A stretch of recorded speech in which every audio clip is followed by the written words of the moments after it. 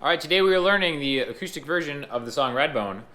Definitely one of my top 3 favorite bones, but this is going to be kind of how I played it with Allie, so I'll link you to the version in the description if you want to check that out first. But basically we're going to go over how to play the riff, how to incorporate the riff into the chords, and also how to play the same song with a capo, because then you won't have to use bar chords and it makes it really easy.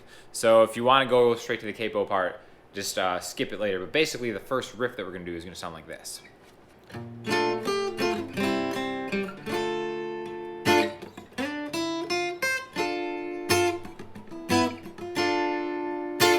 Okay, so before we get to the actual chord part of it, I just want to talk a little bit about how the original song is actually, it starts with like a D sharp minor chord, but it's actually tuned down a little bit. Like if you've ever heard of a song being tuned to 432 kilohertz instead of 440, it's just slightly down tuned that gives it like a really kind of cool feel, but that's why it's kind of hard to play along to in standard tuning.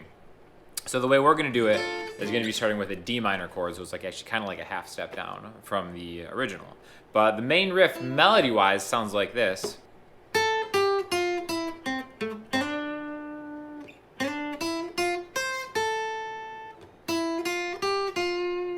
Okay, and basically I'm just taking it from around this D minor bar chord spot. So if we kind of go through this little scale here,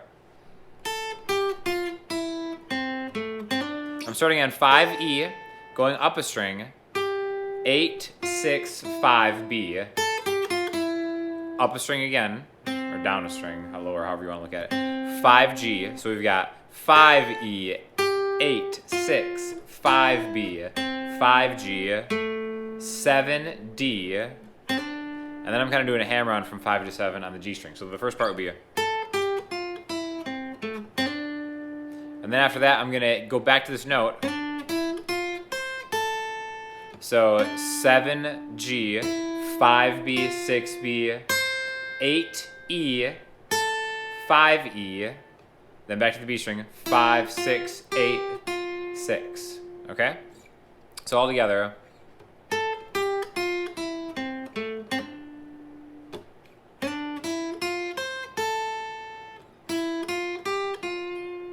Okay, now what we want to do is we want to add chords to this to kind of make it sound more of like an acoustic performance you can do with one guitar, which is how I tried to arrange this, right? So basically the first, if we just talk about the chords real quick, what I'm going to use is going to be this B flat major 7 chord. So my pointer finger is on the 6th fret of the E string, and then my ring finger is on the 7th fret of the D string, pinky's right behind that on the G string, and my middle finger's on the 6th fret of the B string.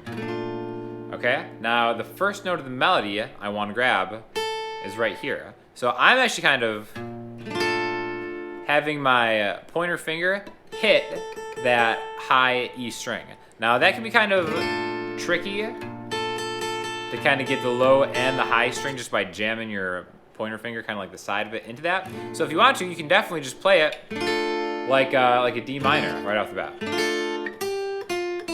What I was doing is I'm getting that root note of the B flat, and then kind of grabbing with my pinky that second note, bum bum bum, but adding it over a B flat major 7 chord. And then I know that I have to go right there, bum bum bum bum, but I'm going to take that from the next chord, which is a C major chord. Okay, so after this,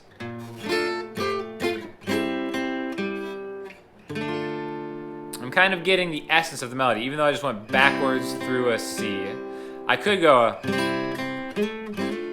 like that. It's really however you want to go. I'm just going from a C major chord to a D minor chord, and I'm trying to pick out what I hear from the melody. Bum, bum, bum, bum.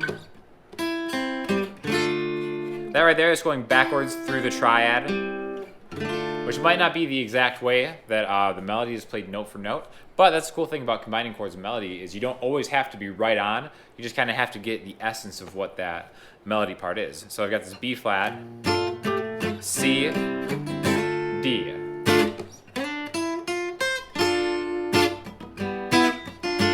Okay, so the next part of that is going to be the same thing, just note for note. I'm sliding into the 7th fret of the G string. And then, so far, that's just how we talked about before in the previous part of that. But then, for this A note, I want to grab a little bit more of a chord to turn that into a chord.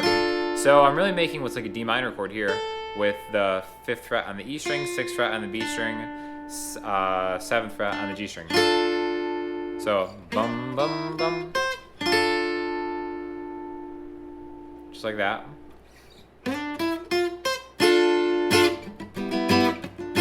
And then instead of playing the single notes again, I just want to grab this piece of a chord right here, which is just the 5th fret on the B string, 4th fret on the G string, 5th fret on the D string, and then back to that chord I just did a second ago, right?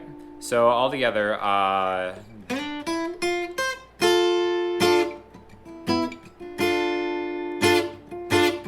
then the song starts, okay?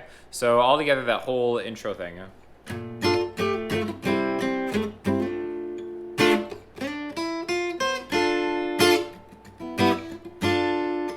Then the chords I last used are gonna lead me into the daylight.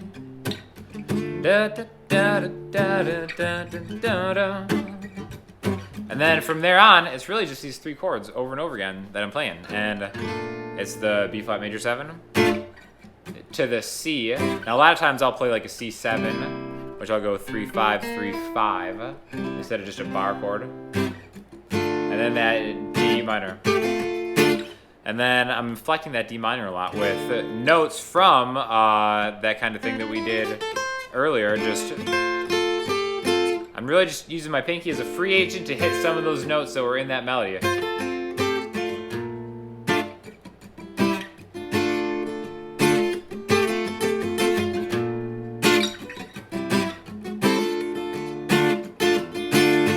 So I'm just strumming it kind of, you know, it's loose, it's like loose playing style that I was doing. And then the only way I play it differently is sometimes I will play the B flat up here, kind of, I guess, like the pre-chorus of it, which, again, listen to the original version of the song is like a fantastic song. Musically, too, it's a little more complex than the way I'm playing it, for sure. And they're using different chords for the pre-chorus, but I think I just thought it worked a little better on acoustic guitar doing it this way with these 3 chords, and then just kind of for the pre-chorus.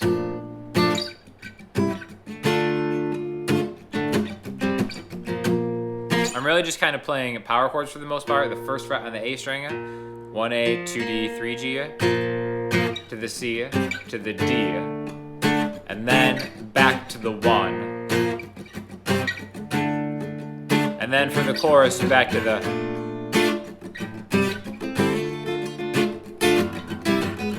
So you're kind of creating a dynamic even though you're only using 3 different chords. So that's really the gist of how I was playing it. But a good thing to be able to do is to maybe use a capo to make the chords a little bit easier, because a lot of these are bar chords, which aren't always fun to play if maybe you're just starting out or maybe your hands are kind of fatigued.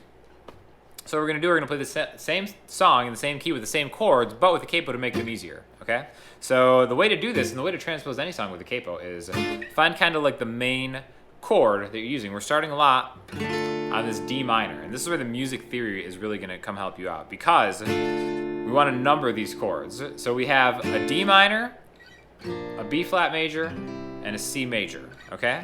So if you followed some of the other videos about music theory, you'll know that the way, which I'll link you to a video if you want to learn more about that, but how to find out what that is I noticed right off the bat, these 2 major chords are next to each other, so they have to be the 4th and 5th degree of any key, making this the 6th degree. So we have, a progression-wise, we have 4, 5, 6, okay? So we're going to start with this chord right here. To make this something a lot easier with the capo, think of your barred finger as the capo. So right now I'm barring the 5th fret, so I want to put the capo on the 5th fret. And then if I were to play this D minor chord, it would look like this. Now that becomes an A minor chord. So just like we said, it's a 4, 5, 6, where A is the 6, the 4 is F, this would be the key of C, C, D, E, F, G, A minor. So we've got an F major, a G major, and an A minor. So now we can play those chords with the capo on the 5th fret.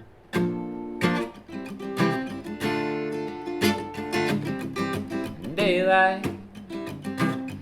Bum, bum, bum, bum, bum, bum, bum, bum, bum. And then you can kind of play the whole thing. And in fact, you can even take that beginning riff with the capo.